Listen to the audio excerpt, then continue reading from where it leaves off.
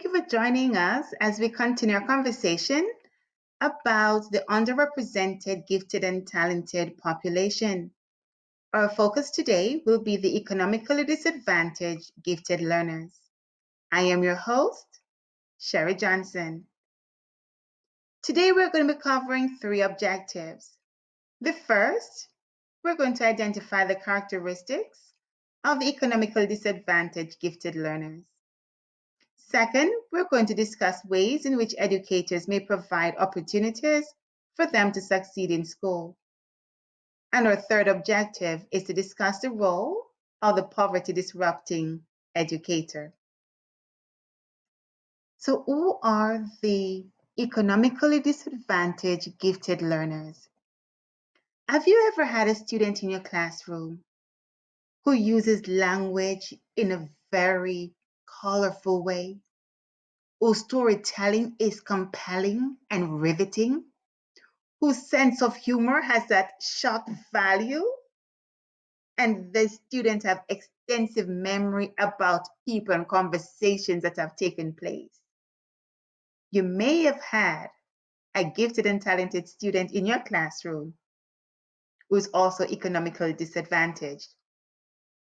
Such students will focus on meaning, asking questions about relationships. Analytical thinking is evident in their ability to discern patterns in human behavior. A student from the low income population, who's also a part of the gifted population, will demonstrate advanced language. Although I must point out that the language may not sound formal like that which is used in school. It may entail a lot of nonverbal communication and the use of casual register. So, what do they look like? Well, economically disadvantaged gifted learners may be found in any race, ethnicity, or gender. What separates these students is money. Economically disadvantaged students, as the name implies, do not have as much income as their more affluent peers. Where are they? Well, we may find them in expected places such as low income housing, low income communities, but they may also be found in unsuspected places. They may be homeless. They may be living with a relative. I recently read a story about this honor roll high school student who was living on the street because his mentally ill mother kicked him out of the house and he did not have a very supportive father. However, this student had an educator who knew of his potential, who knew of his abilities, and who knew of his desire to learn and to excel in school. And with that educator's help, this young man earned a scholarship, fully paid scholarship to a university. You see, economically disadvantaged students encounter some educational challenges. The biggest one is in terms of their language. Casual register versus formal register. Oh my, I will never forget a Monday morning I walked into the classroom and a young man ran up to me with his eyes beaming. He looked at me from head to toe and then he said, "Mrs. Johnson, you look like you're going to church." I noticed the smile on his face. My heart melted and I said to him, "Oh, thank you, dear." Another teacher was standing next to me, and this colleague looked at me and said, "What does it mean that you look like you're going to church?" I could tell that she may have been a bit offended by the way the student said it, but I turned to her and I said, "This is the highest compliment this young man could give me." You see, students who live in poverty, one of the things that they look forward to is putting on their Sunday best. And going to church means that they're not wearing tattered clothes. They're not dirty.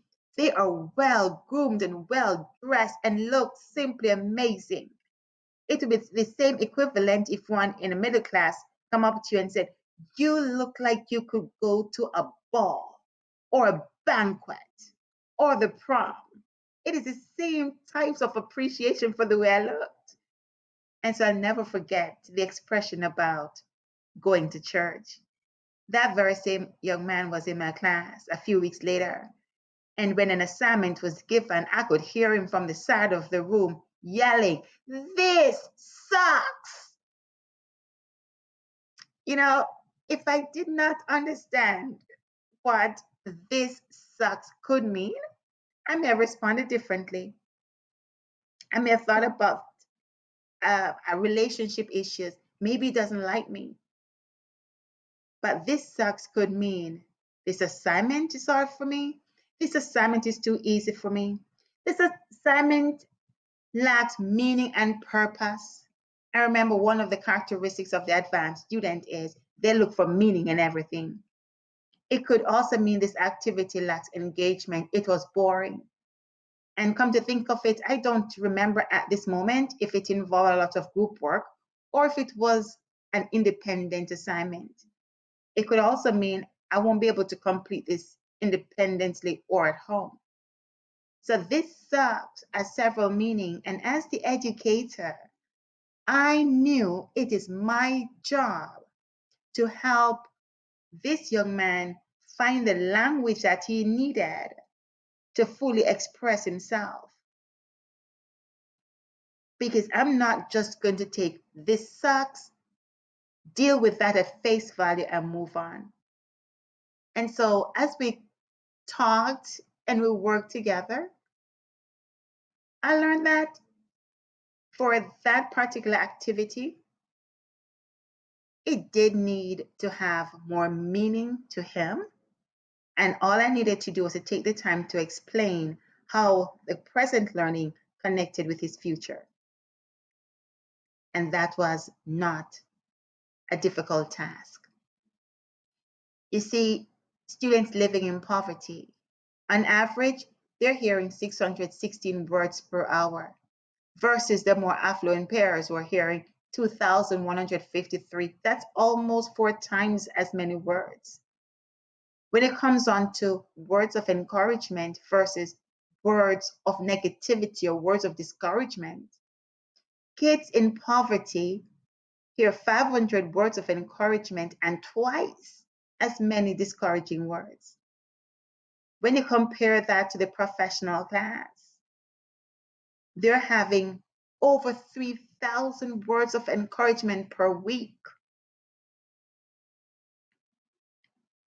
At school, we can help by building up the words of encouragement, by looking for ways in which our students are demonstrating their gifts and their talents, encouraging it, praising it strategically, and encouraging them to move on to greater things in life.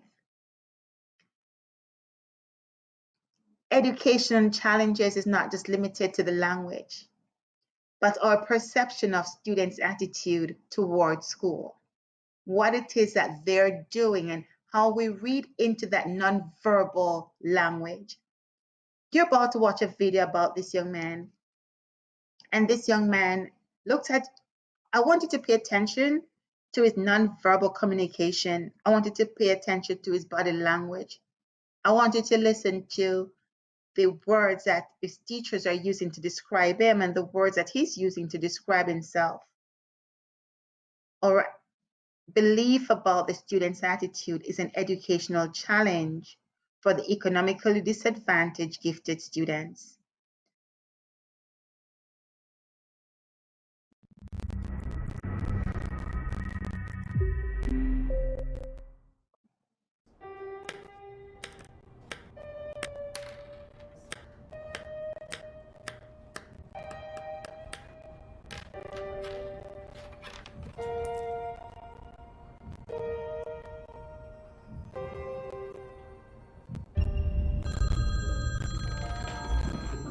Hi, Mom. It's me. I got in trouble again at school today. Hi, this is Miss Jones again. I'm finding your son very disruptive in class, more so than other students. I feel like the teacher doesn't like me. Other kids do bad things, but they don't get in trouble. He's defiant and shows a real lack of respect for any structure or authority. I hate school because the teachers are always mean to me and I don't feel like I'm learning anything. I'm really concerned about his behavior. I'm always getting in trouble for what I didn't do. We're going to have to adopt a zero-tolerance policy, young man. School keeps calling my mother and she gets really, really mad at me. What is going on? You'd better explain. I feel like the whole world is just turned up against me and doesn't like me anymore. There are days I get up and I just decide I'm not going to school. If you go to the park, like everybody's always telling me I'm not worth anything, so what's the point of trying? I know the cops are watching us, but we just hope we don't get caught. Your son's absences are a problem. They will definitely affect his grade point average. I don't feel safe in my class anymore. Should I assume you're unprepared again today? I would always eventually get picked on by the teacher. He makes examples of me.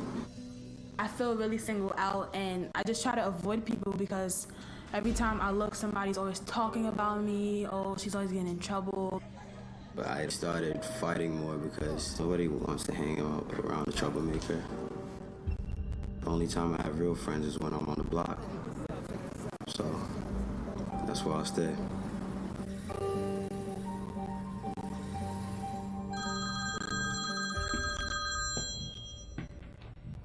I'm sure you understand we take our discipline policies very seriously here at the school. What are we going to do about your son?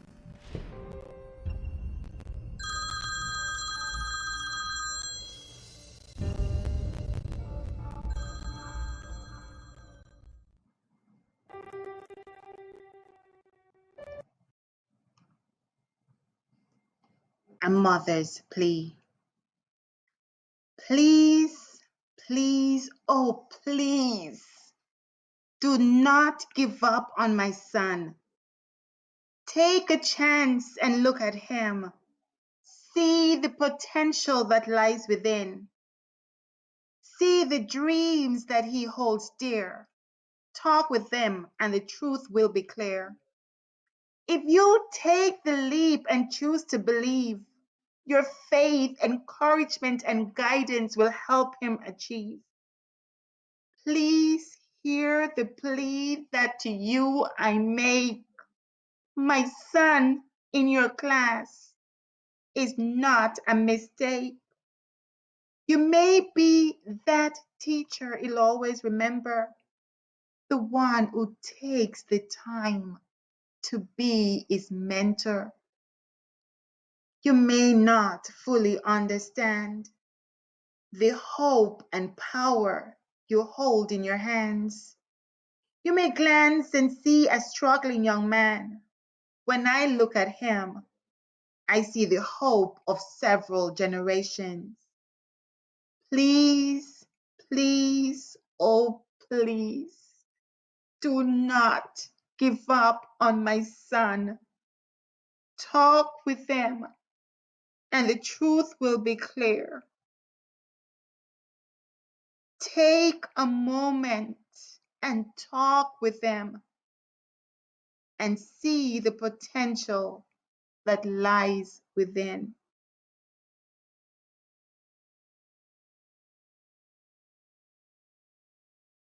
There's so many emotions depicted in a mother's plea.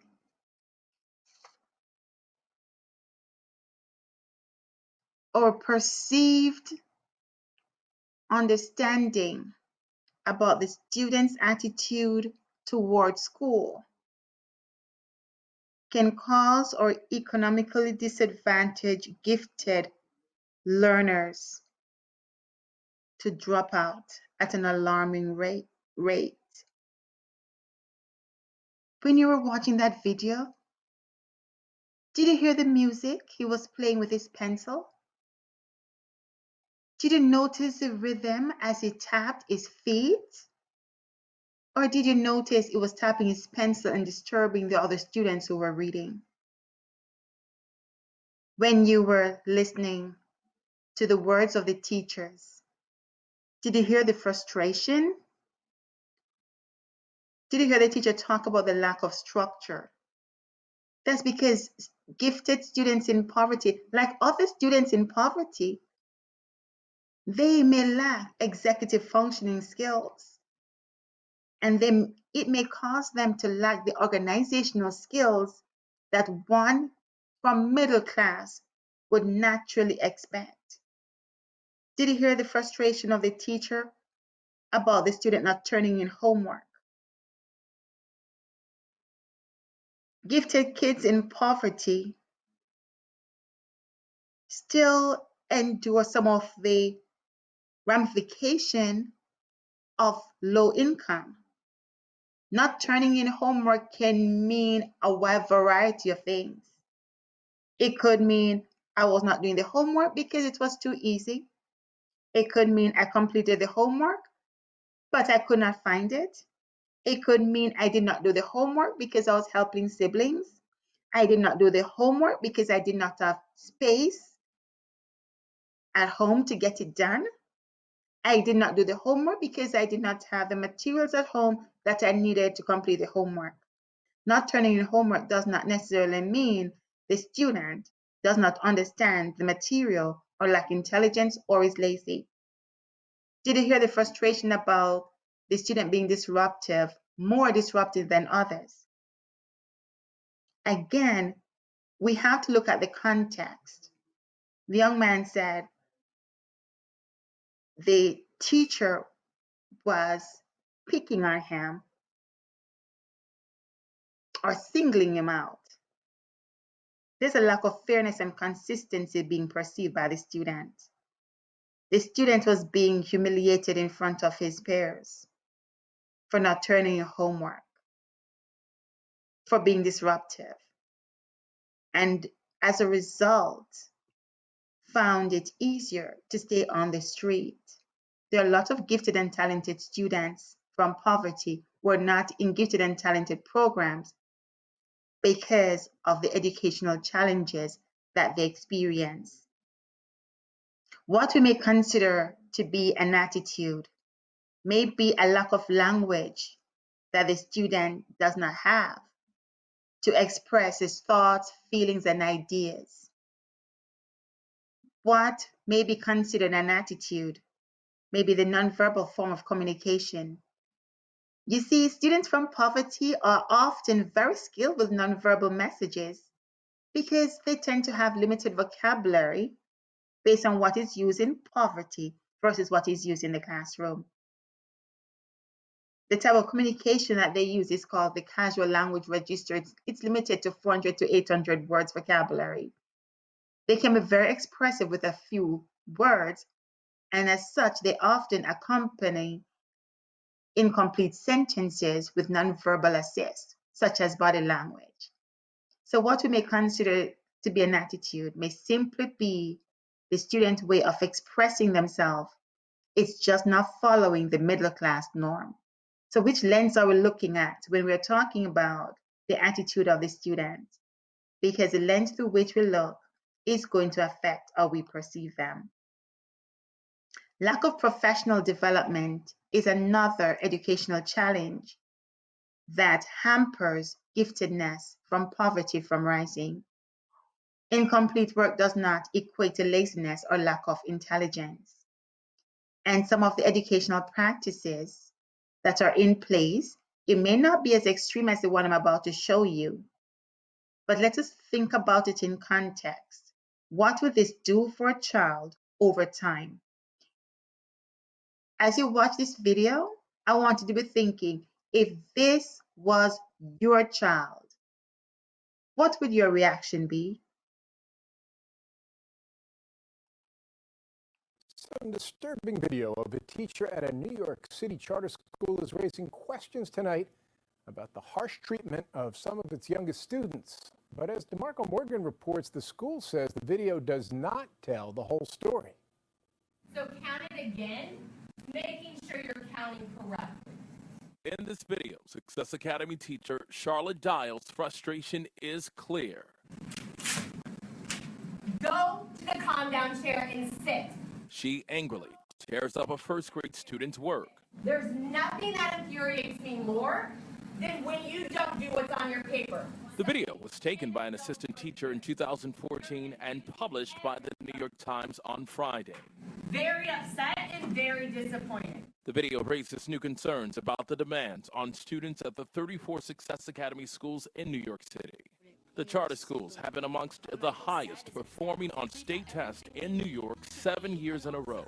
I think this video is 100% a reflection of the culture at that school. Former Success Academy teacher Ayana LaGros says some teachers would rip up work if it wasn't good enough. The purpose of Rip and Redo, in my opinion, was to cause the students to feel a level of embarrassment and not necessarily make that same mistake. Success Academy CEO Eva Moskowitz says this was an isolated incident. However, I am not going to throw Charlotte Dial under the bus to smear all teachers and to represent this as the ethos of Success Academies. That is unfair and it is wrong. Last month, a group of parents filed a federal complaint against the schools. They say Success Academy repeatedly suspended special needs students in an attempt to push them out. But despite the complaint and the video, many parents continue to support the teachers, including Natasha Shannon. I've never witnessed anything like that video before, and I do believe that it's a one-time incident.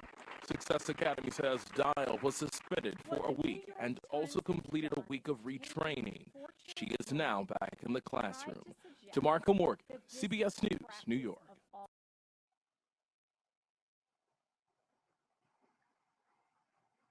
There's a lot that could be said about that video. Again, that is not who we are as educators, but there are some practices that highlight the fact that professional development is needed to effectively teach students.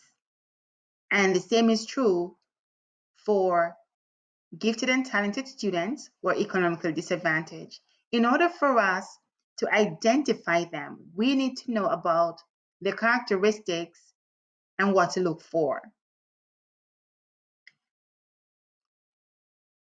So one of the things that is very helpful is doing the teacher perception survey.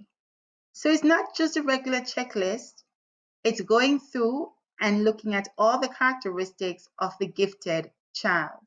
The child may appear obnoxious with questions and like to stump people with our questions and enjoy questions with a shock value.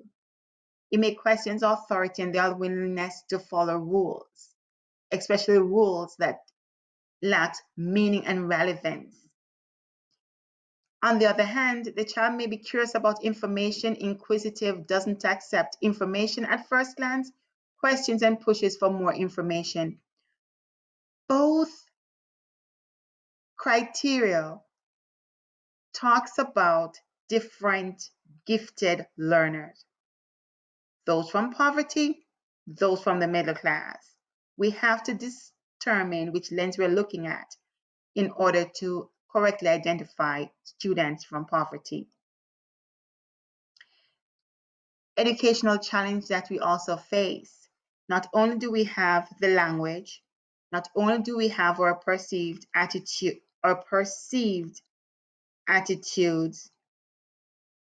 perception about students' attitude and about the lack of professional development, we also have teachers' perception about students who live in poverty.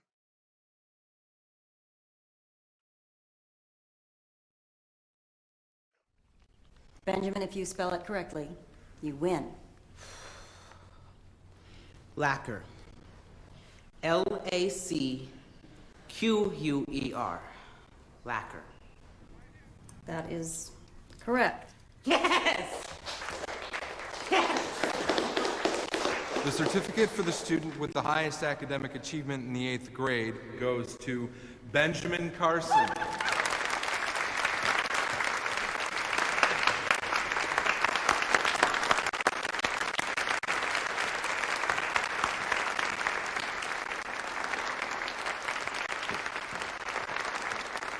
Before Benjamin takes a seat, I have a few words I want to say. Benjamin is a boy of color. He has no father in his life. He comes to us with tremendous disadvantages. There's no reason you shouldn't have done better than him. What's wrong with you kids? You're not trying hard enough. You should be ashamed.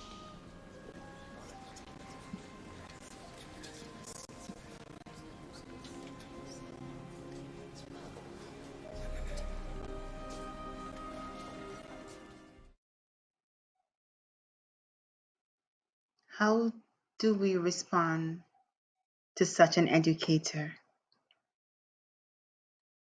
The things that she highlighted about Ben were facts. He did not have a father. He was economically disadvantaged. He was from a single parent household. And if you go back and watch a movie, or if you know the story of Ben Carson, he struggled in school to do math. He struggled with reading. So he had some gaps that he had to fill in before he could become the world-renowned neurosurgeon. If he had allowed that teacher's perception of who he is to determine his future, he would not have been able to create the amazing surgical breakthroughs that he did. It takes educators like you who will take the time to do professional development, to talk about the underrepresented, gifted and talented learners who are being left behind, who are not being served, who desire to make a difference in the lives of students, to make a difference in the lives of students, such as the one depicted in that video. I could only imagine the words that may have gone through that young man's mind, and the words that go through the economically disadvantaged, gifted learners when they think about the reality of their situation, the dreams that they have on the canvas of their mind, and the things that they want to accomplish. They must be thinking, I am more. I am more than what you see when you take a moment to glance towards me.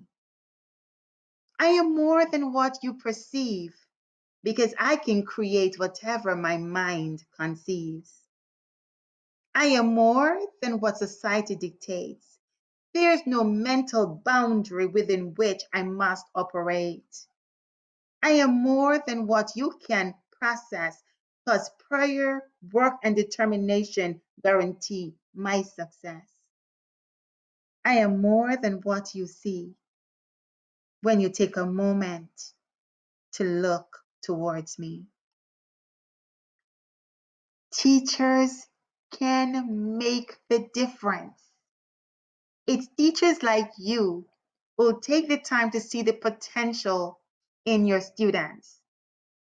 It's teachers like you who will see the spark of creativity, who will be open-minded to hear the student talk about alternative ways of doing things, of solving a problem, of writing a story.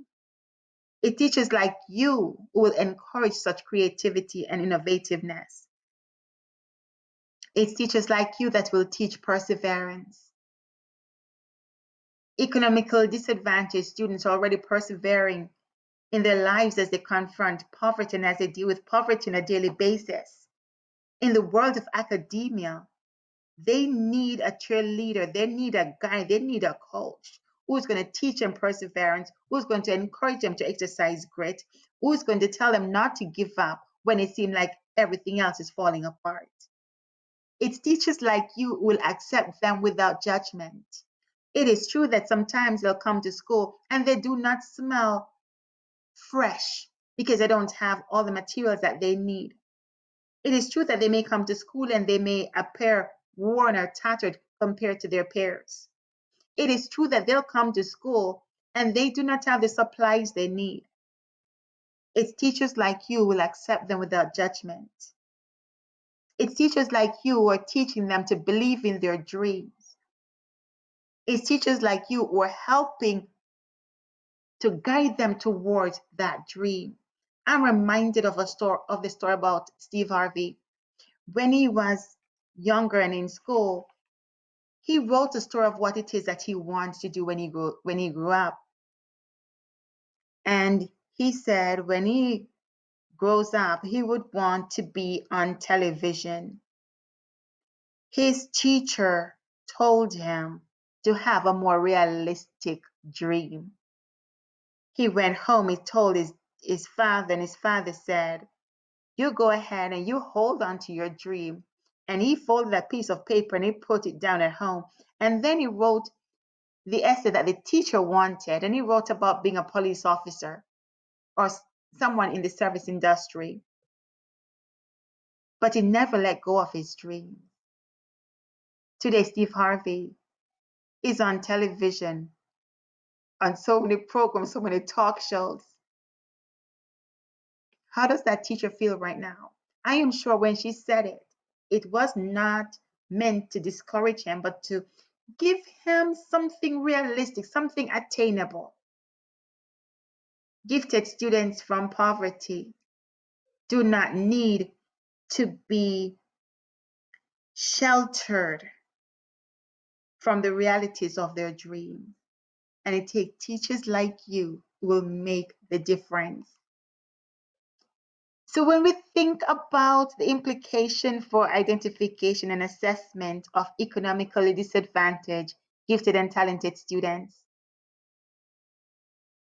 we have to realize that there are times when the standardized test is not going to be as dependable because it uses a lot of verbal and written language that the student may or may not have mastered at that time. So the focus needs to be on nonverbal communication, the nonverbal part of the test. When working with non-English speakers who are also from poverty, we're looking for students who are able to grasp the language patterns at a faster rate compared to other non-English speakers. We have to use multiple approaches for the identification and assessment processes. Because if we are limited to just one, if we're limited just to the standardized test, we may miss some of the students who are economically disadvantaged, although they have the potential for giftedness. Thank you for coming on this journey as we continue to look for ways in which to better support our traditionally underrepresented gifted population. I'm teacher Sherry J, reminding you that together we're growing minds and changing lives.